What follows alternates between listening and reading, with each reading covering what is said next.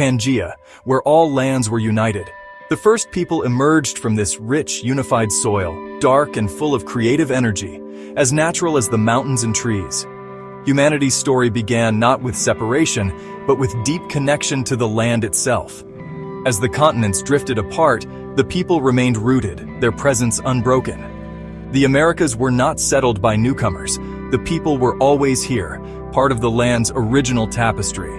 Like roots of an ancient tree, their connection runs deep, undivided by later boundaries. The narrative of arrival is incomplete. The true story is one of enduring presence. The land itself holds the memory of its first people, those who have always called it home. The mountains, rivers, and plains are not just scenery. They are the story. Listen closely, and you'll hear the echoes of those who have always belonged. The word autochthon means born from the soil itself, original, native, inseparable from the land.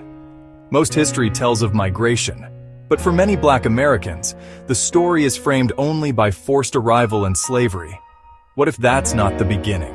What if it's a tragic interruption of a much older story? To be autochthonous is to remember you belong to the whole house, not just the basement.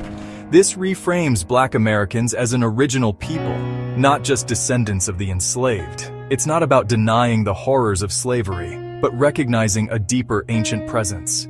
Many were already here, living in established nations before ships ever arrived. The autochthonous perspective restores a sense of resilience, connection, and unbroken claim to home. It's a story of belonging that predates any narrative of displacement. The living proof of this ancient story is found in the people themselves. Nations like the Washita Muurs, Yamasee, and Shinnecock trace their roots to the American soil, not to distant lands. Their oral histories speak of stewardship, complex societies, and spiritual traditions born here. These nations are not relics, they are living, fighting for recognition and truth. Their stories challenge the narrative of foreign origin, expanding our understanding of who the original Americans were. The first people included dark-skinned, woolly-haired nations now called Black. This doesn't erase other indigenous groups. It reveals a richer, more diverse family of original Americans. Their voices are ancient truths, waiting to be heard. Why isn't this history common knowledge? Because it was systematically erased. Artifacts were destroyed, skeletons hidden, and early accounts edited to fit a new narrative. The Olmec heads with their African features are explained away rather than accepted for what they show. This erasure was deliberate, a campaign to create a blank slate for conquest. By erasing the original people's history, conquerors erased their rights. If you convince a people they are newcomers, you can deny them their inheritance. The empty shelves in our historical library are not an accident. They're a crime scene. Yet clues remain, waiting to be pieced together. Reclaiming this story is reclaiming our true identity. Words shape reality. The erasure of the original people was also an erasure of identity.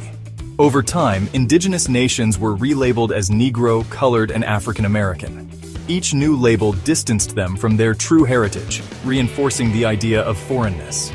The term African American, while a source of pride for many, subtly suggests a story that begins elsewhere. This renaming was a cage, limiting identity and aspirations.